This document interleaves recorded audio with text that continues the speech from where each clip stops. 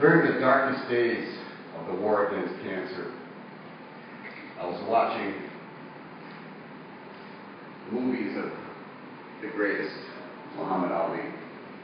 I couldn't do anything else.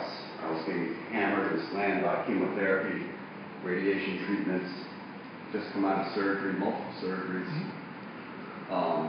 And it was from watching Ali and his struggles, his indomitable spirit, that gave me inspiration to continue to fight on. And I don't know if you know all of this about Ali. When he won the heavyweight championship of the world the first time as then Cassius Clay, he was the youngest person to ever do so. Then the next day he committed career suicide by joining the Nation of Islam and saying he was a follower of the Honorable Elijah Muhammad and had changed his name to Muhammad Ali. Then subsequently, after he was heavyweight champion of the world, he said he would not be drafted and fight in the war in Southeast Asia. He said, quoting from Stokely Carmichael, "No Viet Cong ever called me nigger."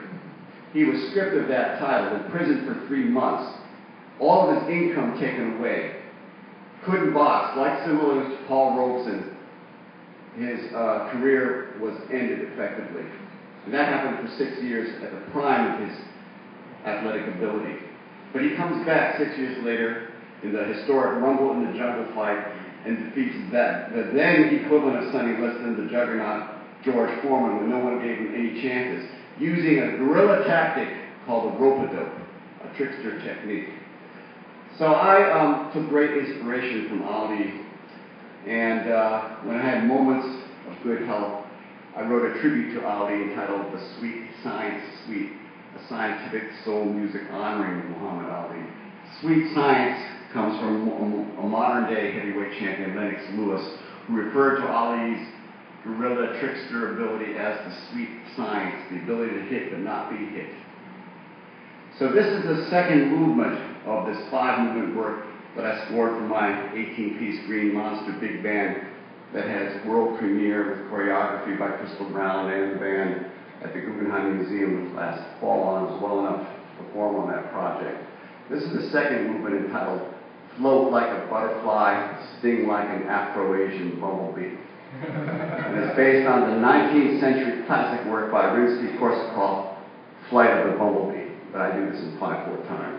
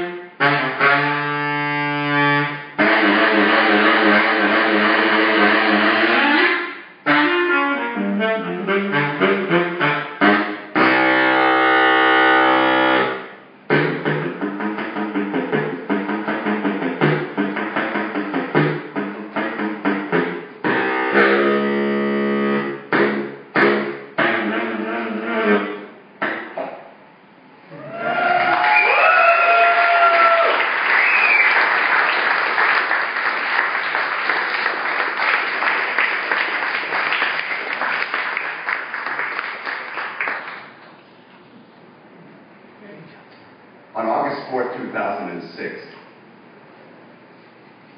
I was diagnosed with advanced colorectal cancer, stage 3B. Stage 4 is metastatic, terminal. 92% of people live to 2 years. 100% of people die by 6 years. Several things happened with that diagnosis.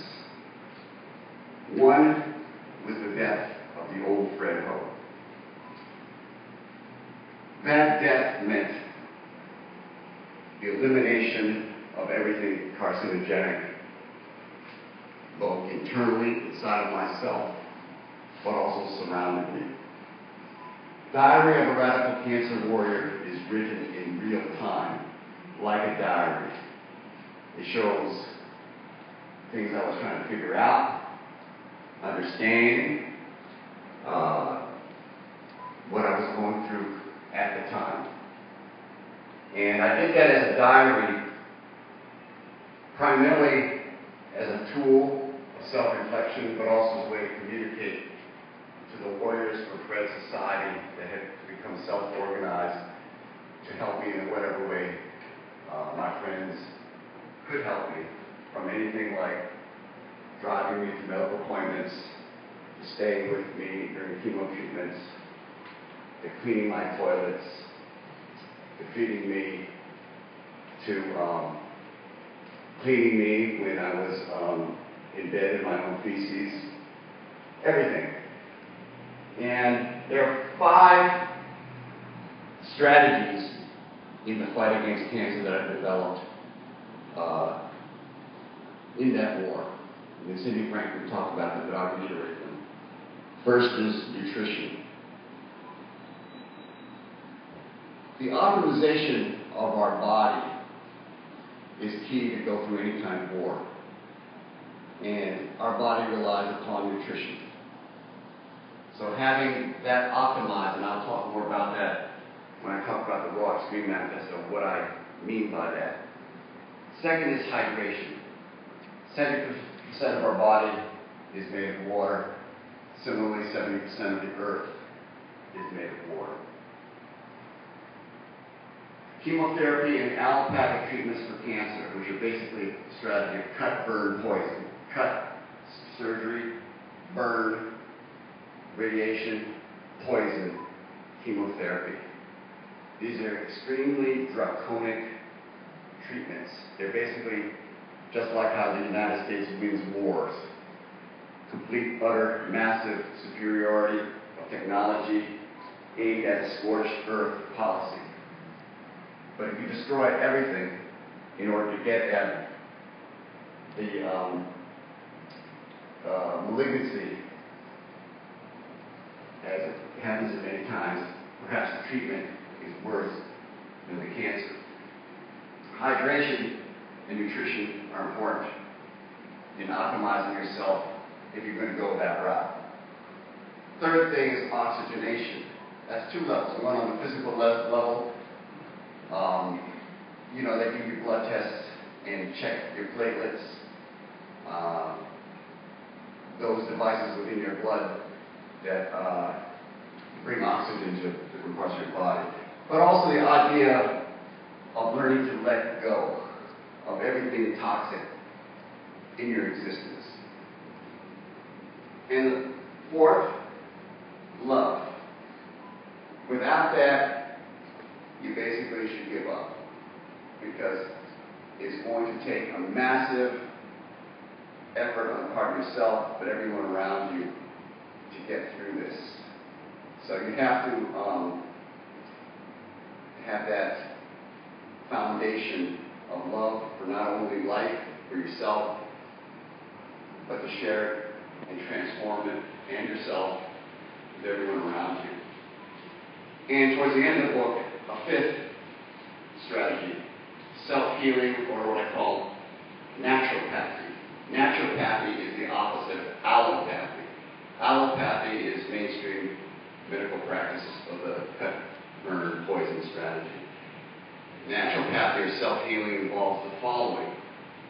And this is where you can tell most of the people who practice alternative medicine from the real ones versus the frauds. If you just follow my simple criteria. 1. Naturopathic treatment should have almost no side effects. 2. Naturopathic treatment should not harm your quality of life. And third, the kind of bottom line criteria, naturopathy should cost almost nothing.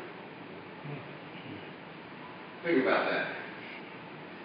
That's what led me to write the subsequent book, The Raw Extreme Manifesto, in trying to basically develop my own protocol for self-healing.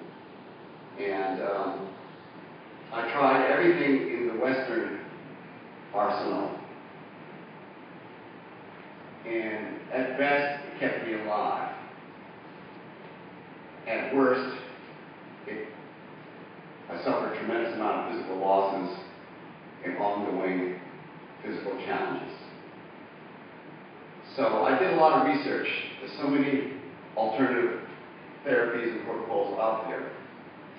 And what I was able to synthesize is what I call the Raw Extreme Manifesto. That the strategy in this thinking was to starve cancer, starve it to death, by taking away what it most feeds on, and that is sugar. But everything you eat metabolizes into sugar. You know, so at the cellular level, that's very, very hard to change, but what I could try to do was try to do that from the point of view of the intake. So I embarked upon an extreme raw food diet that included the elimination of all sugars, including fruits, juices, fruit juices that is, beets, carrots, and corn, high sugar producing vegetables. And remarkable things happen. Not only for myself, but for others who participated in this. We started a group called the Raw Fight Club, kind of a tongue-in-cheek on the film and movement and in the book, The Fight Club. We had 6 rules, of which the first rule was no compromise. The second rule was no compromise. The Raw Extreme Manifesto produced these results. And I'm confident that the raw diet, which is the diet most humans for the majority of our time on this planet had, is a complete naturopathic protocol for wellness. It's also marvelous palliative treatment. Palliative means basically it makes you feel better. But it is not a cure. I'll get into that in a second. But here are the remarkable results of a Raw Extreme Manifesto. As I